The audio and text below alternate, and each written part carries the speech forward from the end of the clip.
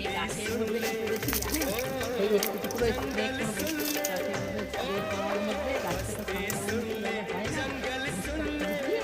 আর রোগটা তো এখন সেরকম করা নেই, ভাবলাম বুস্টার টু মিশিয়ে এই গাছকে সব স্নান করিয়ে দিচ্ছি জানেন তো। গাছের মধ্যে ধুলোবালি নোংরা পড়ে গেছে, গাছকে একটুখানি স্নানও করানো খুব দরকার।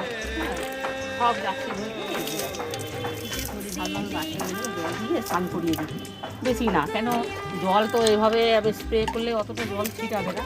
তা ভাবলাম এক বালতি জল নিই, আর তার মধ্যে এক বালতি জলের মধ্যে 12 ফোঁটা দিয়েছি, 12 ফোঁটা দিয়ে সব গাছের মধ্যে স্প্রে করে দিচ্ছি জানেন তো। কেন এই যে মুখের সামনে নোংরা জমে যায়, হ্যাঁ এরপরে তো ফুল আসার সময় গাছের ফুল আসতে অসুবিধা হয়, আর গাছে স্প্রে করলে যাবে কিন্তু সেভাবে আমার স্প্রেটা ছোটো, হ্যাঁ খুব একটা হয় না।